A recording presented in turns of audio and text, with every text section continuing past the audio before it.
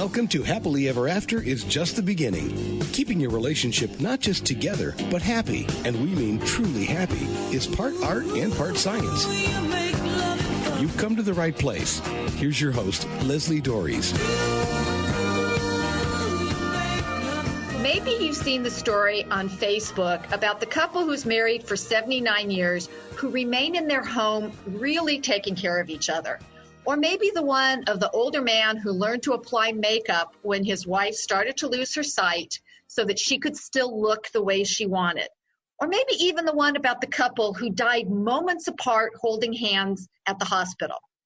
These stories are seen as inspirational and as the ideal that many hold when they say, I do, and promise until death. What most of us don't realize is they don't have to be rare.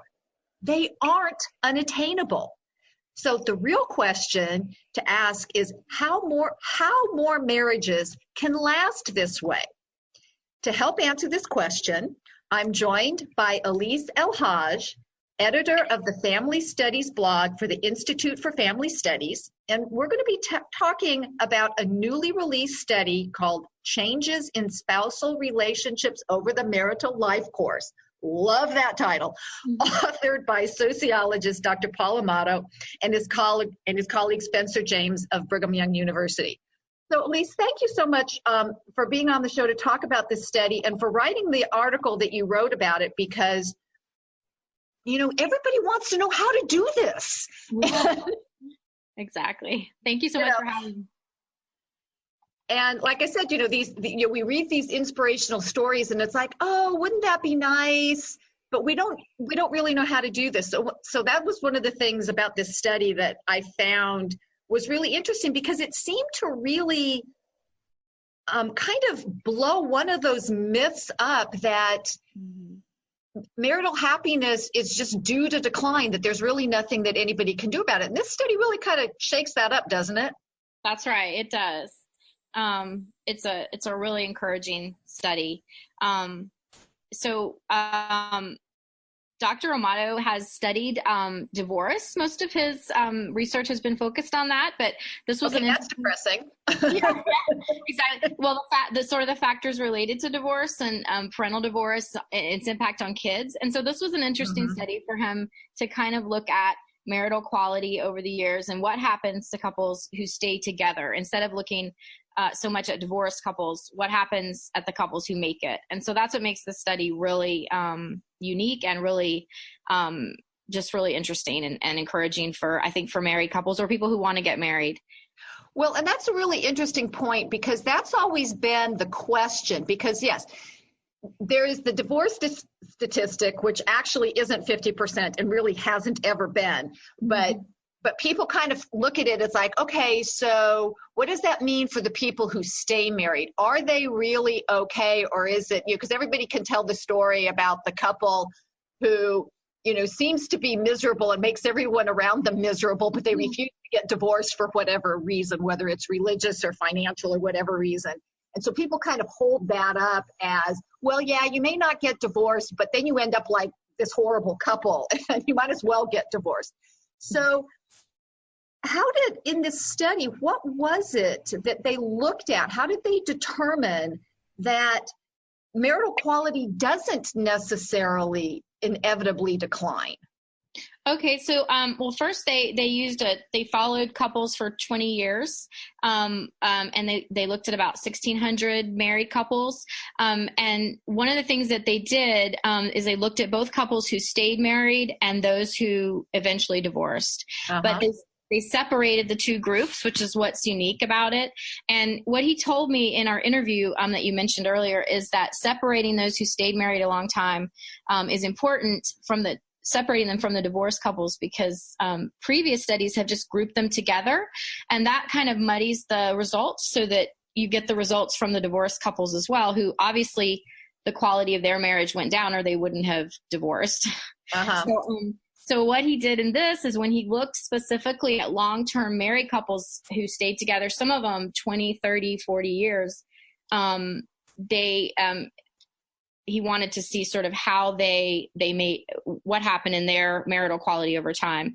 And so they found, of course, as you said, it actually improves for the couples who stay married. And then did you want me to talk about the variables they looked at specifically, or? Well, because like in the study, they talked about the happiness, shared activities, and discord were the three main variables that they looked at. And I'm curious as to,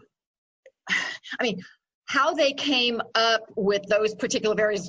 Obviously the happiness and the discord kind of make sense. Right. And for me as a marriage professional, I get the shared activities one because that's actually a really huge thing that most people don't think about. Mm-hmm. But how did they determine that those were the variables that they were going to look at? I think that was just how they measured marital quality. He didn't tell me why he chose those three, but you're right. Happiness and discord are obvious. Shared activities, I was glad they included that because research has shown, and I think one reason, he didn't tell me this, but one reason is that research has shown is that couples that do spend time together and kind of play together are happier. And so, and that helps you kind of weather the harder times. But what they found that was so interesting was for those who stayed together, not for the ones who divorced, but for those who stayed together at the 20-year mark. So after 20 years, happiness went down in the early years, but then it came back up when they'd been married about 20 years or more. And then with discord, which is fighting or arguing, that went down over time. And then finally with shared activities, and what they included was like eating together, visiting friends, and of course recreation, eating out together. Sorry, not just eating. Well, no, but the reason why I was laughing is because when I talk with people, it's like they sometimes don't even eat dinner together, or it's sort of like, and I understand why this is. And one of the things, did he talk about why they picked the 20-year mark? And the reason why I'm asking is because I know that at least in some past studies, they've shown kind of two blips of when couples tend to get divorced. And it's like the 5 to 7 year mark, and then it's like the 20 to 25 year mark. And my interpretation of that, and I've actually not sure I've ever seen it, is that's really kind of the impact of children. Yeah. On the relationship. So is that why they picked the 20-year mark? Do you know? Well, they didn't pick it. Well, that was what was so interesting. They just looked at marriage quality over time. And so they said, so it just showed on all of these three measures after 20 years, with the exception of discord, which I think it just kept going down after 5 years or so. But the other two things, recreation and happiness, went back up after 20 years. And I think you're right. He didn't talk with me about this, but I think I had seen him comment elsewhere about children. And I was just thinking, what are you doing in the first 20 years? You're probably, frankly, raising your kids. And we're sort of in that phase ourselves, personally, me and my husband. And it's very much about the kids and all the activities. And it's stressful on your marriage, I think. And so I think it's encouraging to know if you get through this part, things are going to get better, and it's easier to enjoy each other maybe when the kids are out of the house. Well, and that's interesting you say that, because I'm at the other end of that. My husband and I have been married for 32 years. Our kids. Congratulations. Yeah. Thank you. So we kind of fall into that grouping of people who've stayed married, and our kids are both out of the home. They're starting their lives, and we actually kind of embody this because we've tried over the years to still engage in shared activities, going out to specific things, going on vacations by ourselves without the kids, and really focusing on staying connected. Mm-hmm. Because that's the thing. And it is very hard right now. And I'm sure you're in the middle of this, because we are in a child-centric society and we want our kids involved in all this stuff. In fact, I actually just have some new clients, and we were talking about this, and they're telling me they don't have any time to spend together. Yeah. And I'm going to respectfully call BS on that. You do have the time. It's just a question of what you're doing with that time. Right. Exactly. Yeah. Yeah. And but it's really interesting, because I think especially around this Discord, because people think that, and it always makes me crazy when, other of people in my field talk about, well, it's okay to fight. You just have to fight fair. And it's like, okay, first off, fighting, there's no way to put a positive spin on that word, but okay. But it sounds like the people who are able to stay married, and that discord variable, that it goes down, that they find a way to deal with disagreements, difference of opinions in a more productive way than maybe the couples who end up getting divorced. Is that probably That's right.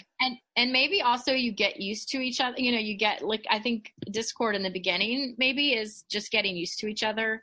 But what was interesting to me is, at least in the studies he's done on parents who divorce, the majority of those are low conflict marriage, problem marriages. They're not high conflict. So it's sad that, that's the case. And so I think it's interesting that if discord goes down, you wonder if the people if they had stuck it out, things might have improved. Yeah. So. Yeah. And that's one of those things that a lot of people don't want to be told. Right. And I do know, and that's the whole thing about studying children of divorce, that actually children who are living in high conflict homes do better after the divorce.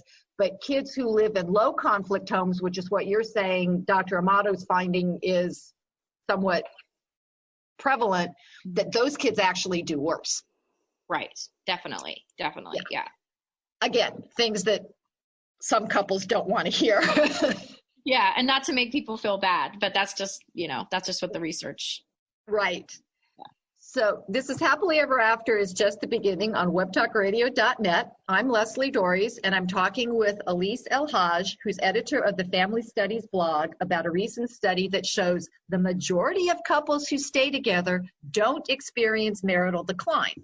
So if you would like to be one of those couples, but might be struggling a little bit now, I invite you to contact me and take advantage of my free, no obligation, Create Your Happily Ever After marriage discovery session. You can send me an email at Leslie, Lesli, at foundationscoachingnc.com. That's FOUNDATIONS, coaching, N as in Nancy, C as in Charlie.com. Or you can give me a call at area code 919-924-0463. Again, that's 919-924-0463. Now I want to get back to talking about this study. And so at least there were a couple of other variables that they kind of talked about in this study.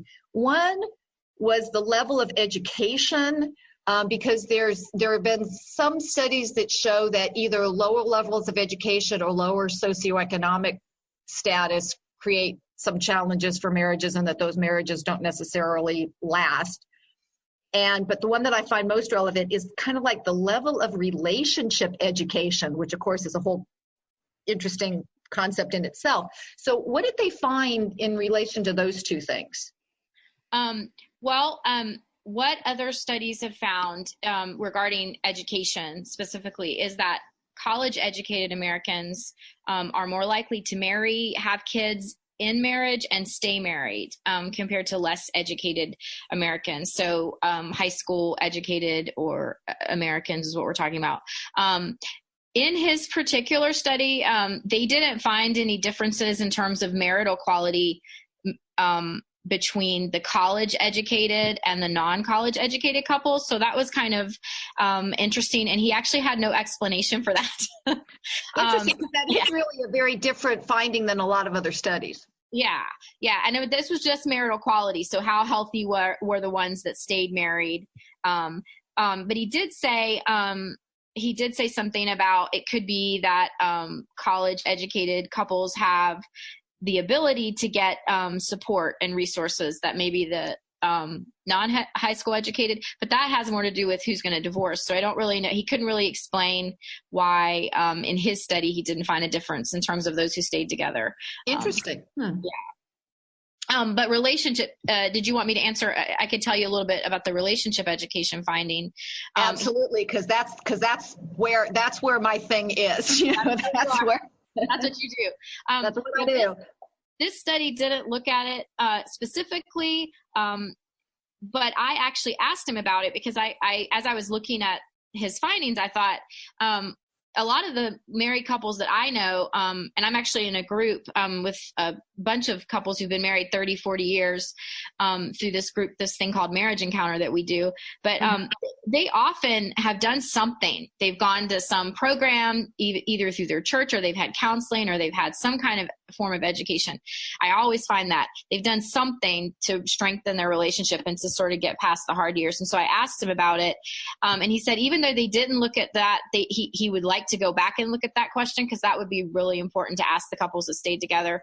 But he said, he noted that previous research has shown that that couples who undergo some form of relationship education, whether it's marriage counseling or programs or retreats, they tend to have better quality and stability. And so, I wanted to mention, we have a lot of information and articles on the Institute for Family Studies blog that points to some of that research if you wanted to look at it. But I think generally most marriages experience difficult times. And so the couples who do make it through tend to do some kind of effort to get through those times together. I don't think it just happens on its own. I mean, maybe for some people who just say that we're going to stay, and sometimes that is it. Maybe they just say, I'm going to stay, and it just gets better. But I think you have to work at it. So, well, and I think one of the things is, and it's partially why I do this show, and it's partially what I try to tell people is, people, I always ask my clients when they come to me, it's like, why did you get married? What was the reason the two of you decided we want to take this next step? And inevitably the answer is, well, we were in love. And it's like, great, then what? Because I think people don't understand that, because all the romantic movies, all the romantic comedies, it's always like they end just at the beginning when the couple finally gets, they overcome their problems, dating and that kind of thing. And then they decide they're going to ride off into the sunset and live happily ever after. But they don't understand that is not smooth sailing, that there are going to be times. And one of the things, and this is what we were talking about a little bit earlier, is when you're dealing with children, that can create some challenges, but they're normal challenges, but people don't know they're normal.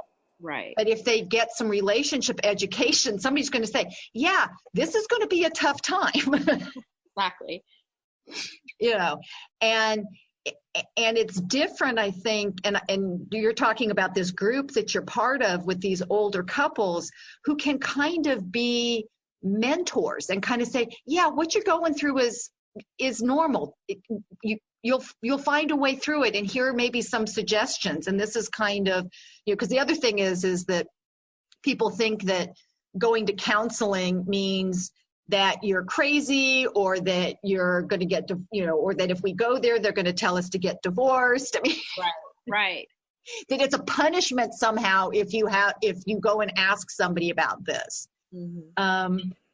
But as I tell people, we're kind of on our second and third generation of divorces. So you may not have actually seen a good marriage. You don't know, and good marriages aren't exactly trouble-free. That's right. Yeah. And that's been my experience. I've never seen actually a good marriage in my family. So yeah, and I think when you have a lot of children divorced that have been through that and they've never seen a healthy marriage or a marriage that makes it, they don't, when something bad happens or something hard happens, you think, well, that's it. That's the end of it. And then so you need other couples, or you need a counselor or somebody who says, you know what, that's actually, you can make it through this, and that's not unusual what you're facing. So I agree with you. Right. So from your talking with Dr. Mato and reading of the study, what was the biggest takeaway from the study?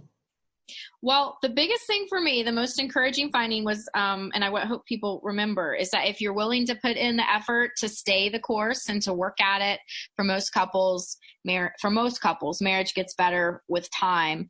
And he shared with me happy outcomes for couples in long-term marriages, he said, are, quote, the norm. And this should give all of us, I think this should give us, those of us who are married, or especially those who are thinking about marriage or engaged, it should give us a great deal of hope about our future, to know that happy outcomes for couples who stay together is normal, and it's the kind of the standard, and it's not something unusual. It's something that we can do. So I want to ask a question that you may not be able to answer, but so you talked about a little bit ago that some of the couples that didn't make it, that he found that didn't make it were sort of low conflict couples.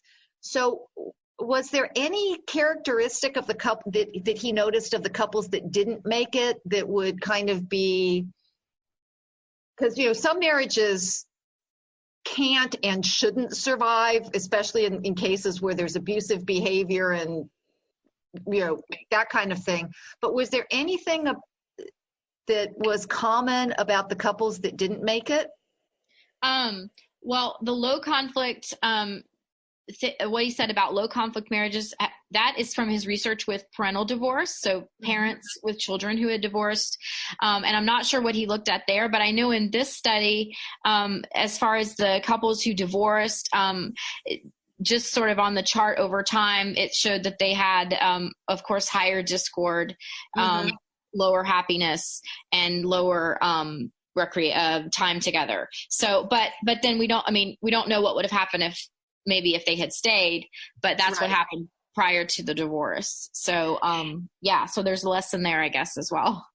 Yeah, it's just kind of a really interesting thing, because I think that's one of the potential places for a couple to look is, what are we doing and how do we, I don't want to say compare because that's really not the word I'm looking for, but how do we match up with the couples who make it? And I think that one of the things that you're doing when you have that group of married people who are interacting with each other, and you've got, however long you've been married, and you're talking to these, and you're seeing these couples who've been married 20, 30 years, that you can kind of go, oh, we're doing this in a similar fashion, or we're not. I mean, it was one of those things when you talked about, eating together, and I was just kind of laughing because I remember years ago seeing a sign, a billboard sign about that the goal was to have a family dinner once a week. And I'm going, oh my God, that's your goal? Once a week. Yeah, exactly.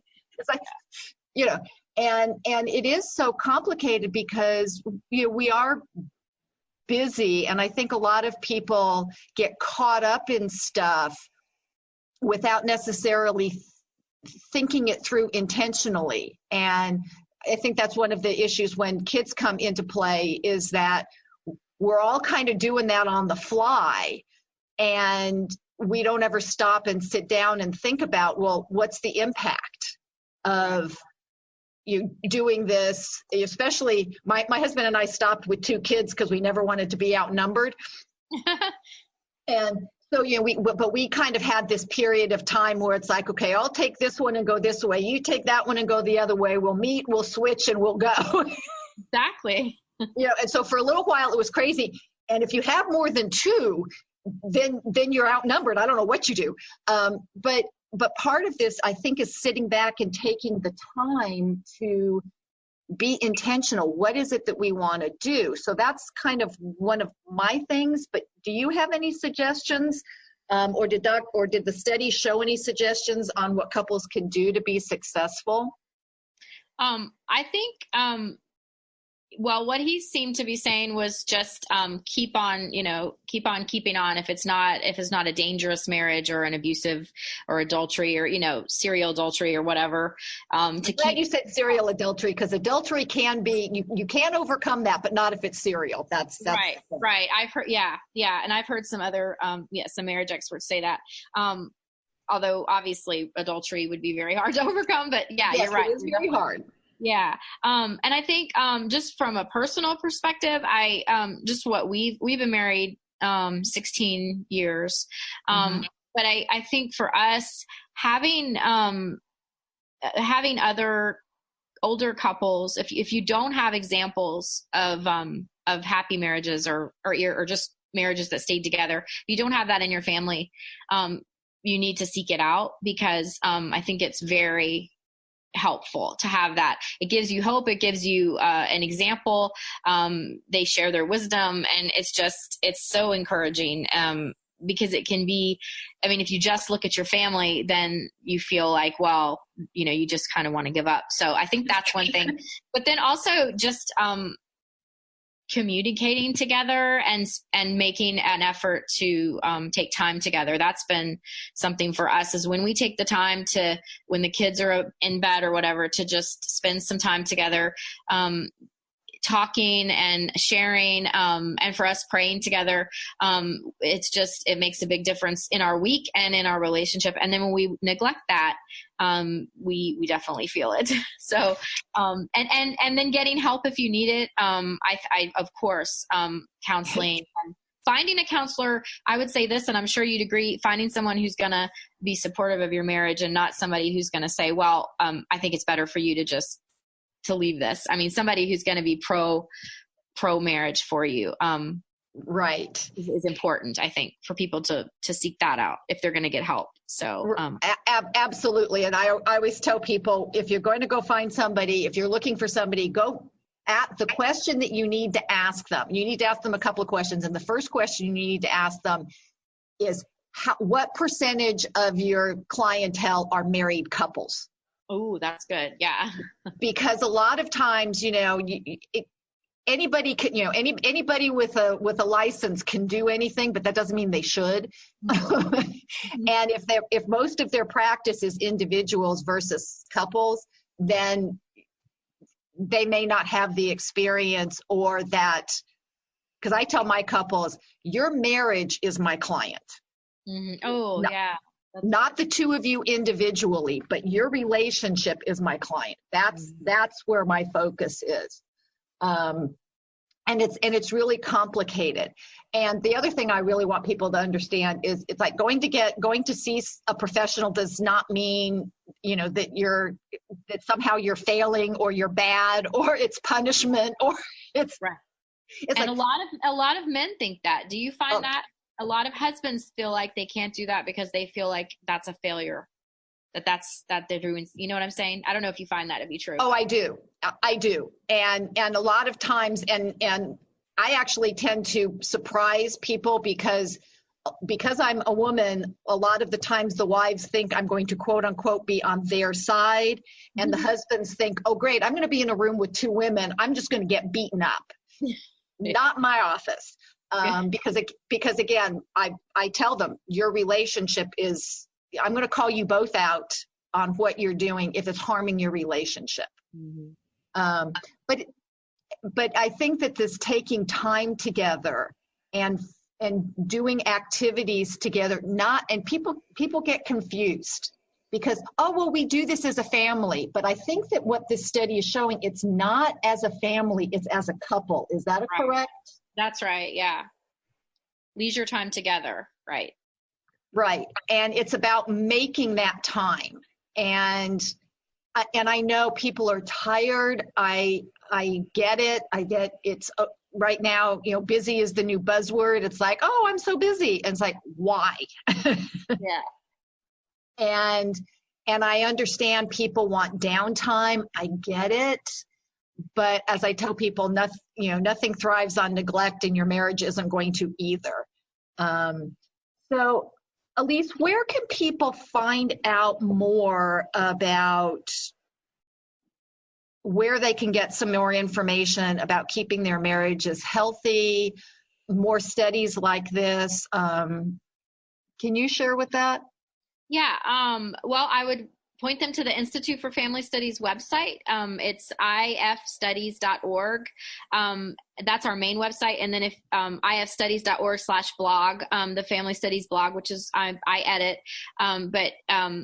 and I also write for it a little bit. And we just got a lot of great, we've got some marriage counselors who write for us. We have a lot of marriage researchers who've been studying all of this kind of thing, like why people stay together, why people divorce, what you can do better. And so we have just a lot of great resources there. And then you can follow us on Twitter @FamStudies is our Twitter handle. And we're also on Facebook, Institute for Family Studies. So I would point you there. And then we have on the site some links to other resources and other groups as well. So great.